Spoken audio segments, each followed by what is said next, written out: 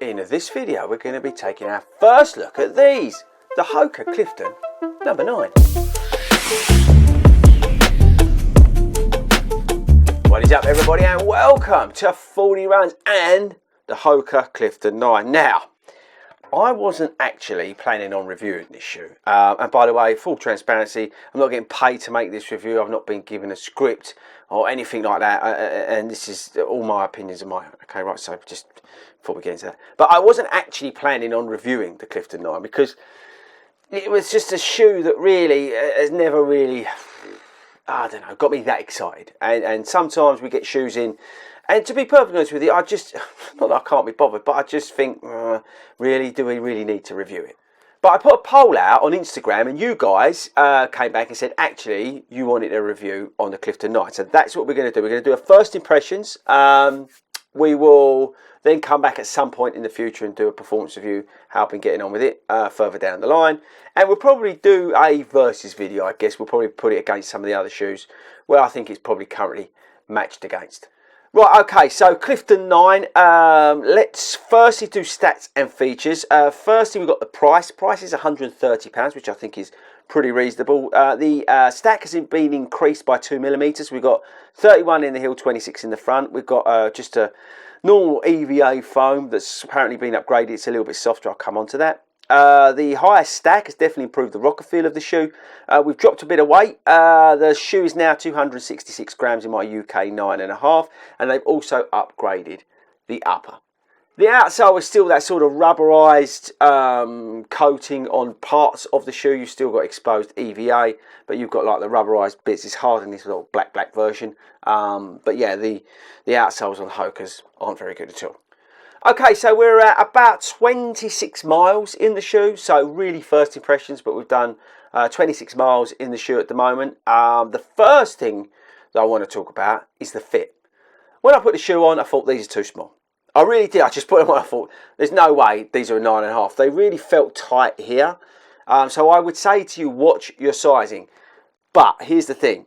They have actually, over those 26 miles, sort of spread out a little bit and come to me. The uppers, you know, stretched a little bit, and the overall feeling is not as tight as it was. Does that make any sense?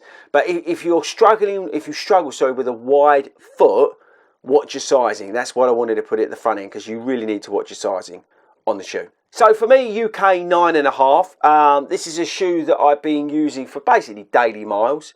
I think probably the closest comparison I can make is Triumph 20, A6 Nova Blast 3, in that sort of realm. I don't think it's fair to put it against the Nimbus 25, because Nimbus 25 is £170.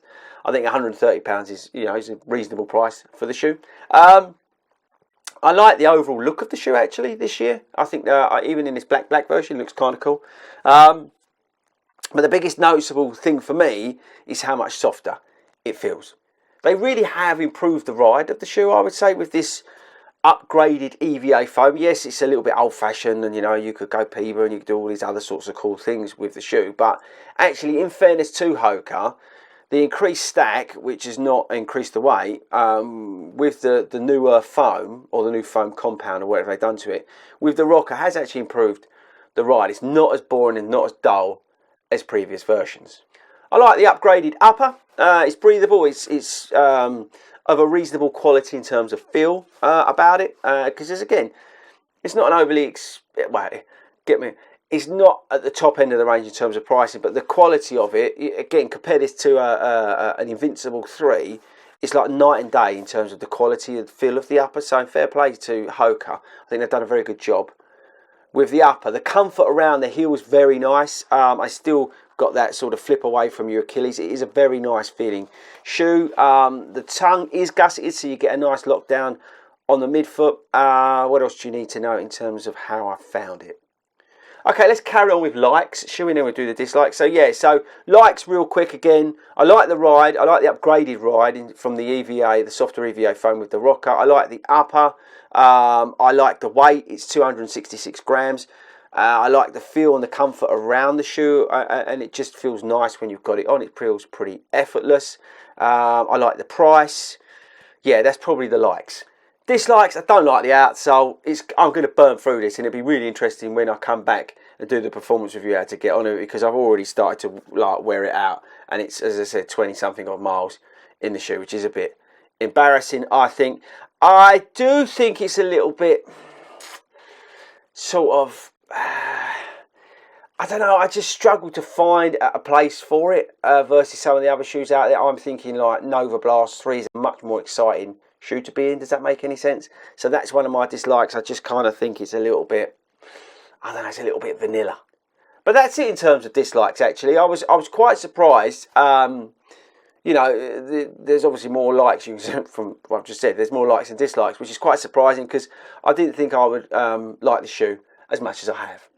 I think the shoe's sweet spot is those sort of, you know, 3 to 10 mile runs at sort of any pace you want to put in there. It's not obviously overly quick, but it can, you know, pick up the pace. I was 8-minute miles on the way back. I did an out and back, and it was 8-minute miles on the way back. Took it quite nicely. So, you know, it's not a slow shoe in any shape or form.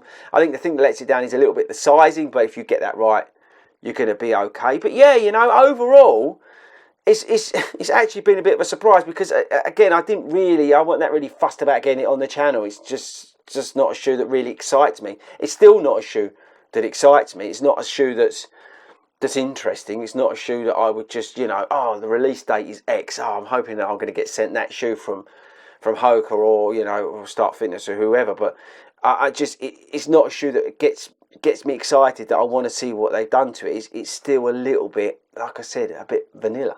So look, if you're a Clifton fan, I think you're going to much prefer this versus 8. If you're a Hoka fan and you're looking for a daily trainer that's not as, you know, hardcore as the Bondi, then this, I think, could do the job for you. But I think if you're just like an everyday runner, there's still, you know, better shoes out there, you know, like the Deviate Nitro 2. Oh, it's got a plate in it, but you've got obviously the Asics Nova Blast 3, I think is a better shoe. Triumph 20 is probably a better shoe because you can get them under £100 now, and they're just a little bit of a nicer ride, a little bit more exciting and a little bit more awesome.